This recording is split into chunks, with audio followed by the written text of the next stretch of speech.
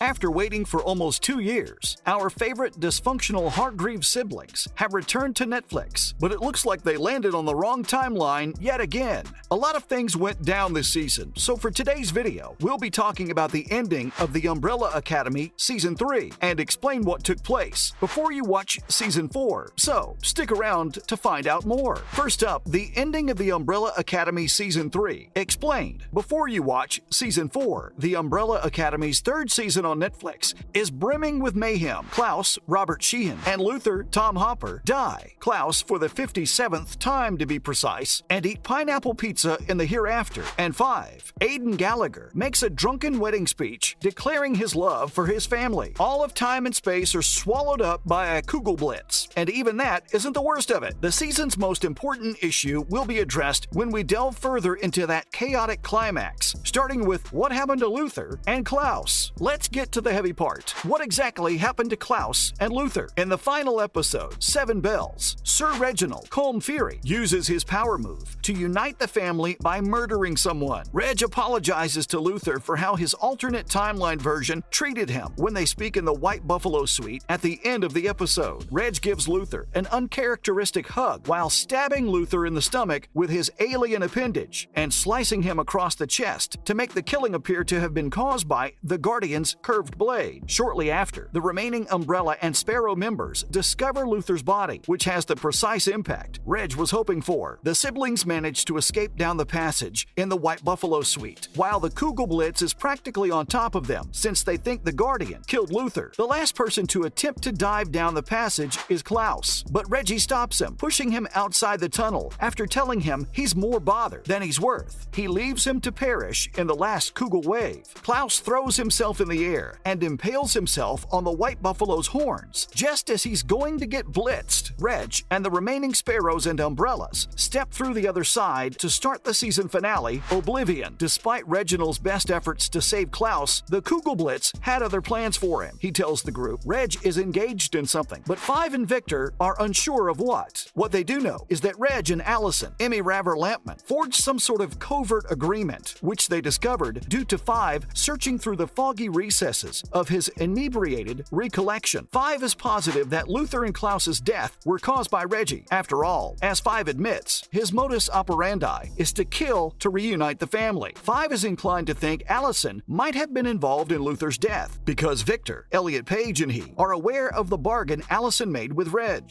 Victor isn't entirely confident in Allison's capacity to go thus far. We shortly learn that even though Allison and Reg are genuinely cooperating, Allison was undoubtedly unaware of Reg's scheme to assassinate Luther and Klaus. Reggie is confronted by her and claims he had nothing to do with their demise. Now, let's get the Seven Bells. What, or exactly who, are they? To brief his children on their objective, Reginald gathers them in the Hotel Oblivion's lobby. He heard the tale of the Seven Bells when he was a young lad, as he explained to them in the prior episode. It seems like the universe will be returned to its original state if the bells are rung. In essence, the bells are a safety measure the universe's creator left in case the cosmos needed to be reset. Reggie explains to the group that the symbol represented by the Seven Bells is the sigil. Reggie explains to the gang that they will be one step closer to resetting the universe if they discover the sigil symbol. He separates them, and Victor and Five insist that Allison join their group. When the group of three is by themselves, Five confronts Allison about the agreement he witnessed her making with Reggie. With the siblings split up by pair, we see Diego with Lila, Sloan and Ben trying to find the meaning behind the sigil, while Klaus makes an appearance in the real world from the lobby, leaving his father surprised. He won't let Klaus stop him from damaging everything and taking away his prize. So Reginald slaps him over the head and says, "Everyone's in place. The battle's about to begin." Reginald rings the terrible bell on the counter. As Reginald rings the bell, the Guardians arrive, one for each sibling to fight. These Guardians are revealed to be growling samurais, wearing nearly unbreakable armor and possessing strange bugs crawling from their bodies. They all succeed in eliminating their Guardians, while just barely escaping with their lives. Allison discloses to Victor that she did make a pact with her father before Victor and Lila use their sonic blast to defeat their Guardian. She begs Victor to believe her and explains that she made an agreement thinking it would make everything okay once more for everyone. After returning to the lobby, the Sparrows and Umbrellas are startled to see Klaus there. He informs them that Reginald killed Luther, barred him from the tunnel, and rang the bell to free the Guardians. violence. Reggie, who they face, is naturally unrepentant and maintains that he was forced to kill Luther because they were refusing to work as a team. If they can only locate the sigil, he claims, there is a key to resetting the cosmos somewhere in the hotel. Eventually, it came to the point where the siblings face off against the Guardian. Like every superhero scenario out there, the Guardian raises his sickle above Sloan, and it's not looking good until he's halted by a surprise. Luther, who seems to have risen from the dead. He throws the Guardian into the air using his incredible power, briefly knocking him out. Although Luther's arrival was fleeting and he quickly vanished, aside from helping the team, he was able to convey his feelings for Sloan. While the Guardian is waking up again, Five manages to wrap his improvised tourniquet around the remaining portion of his arm. He cries out that the symbol is the stars on the lobby floor. All of them are instructed to stand on a star by Reginald. The 7 remaining umbrellas and sparrows themselves are the bells, so there are 7 stars. Allison is horrified when Reginald reveals that the Hotel Oblivion was really a sham, as energy surges painfully sap the life out of the 5 umbrellas and 2 sparrows. In reality, it's a device trapped in another dimension. The contraption will only be powered by the particles found inside the sparrows and umbrellas. However, Allison shoots Reginald as he turns the machine on, freeing the 7 members from the bind. Her sibling begs her not to push the glowing red button on the machine as she approaches it gently, but she presses it nevertheless. So what happens to the Umbrella Academy then? After pressing the red button, Allison restarted the universe, but the umbrellas and the sparrows are in for an unpleasant awakening in their new future. 5 people enter the Obsidian Memorial Park from an elevator: Victor, Ben, Diego, and Lila. To everyone's surprise, it looks like the universe has been repaired, and Luther, who enters the elevator a short while later, has also been given new life. Luther is no longer an ape-human hybrid, so something is wrong. 5 tries to blink, but is unable to do so, at which point they discover they have been miraculously revived without their powers. Additionally, Sloan has mysteriously vanished, raising important issues that ideally will be resolved in a future season. Where is Sloan? Why do the siblings lack their special abilities? Does Lila still have a baby? As for Allison, she managed to reunite with her husband and baby, so it looks like her father managed to keep his promise. However, it's a complete mystery how exactly Allison ends up with both her husband from 1963 and her present daughter in the same timeline. So Reginald did all this for what exactly? What was his plan all along?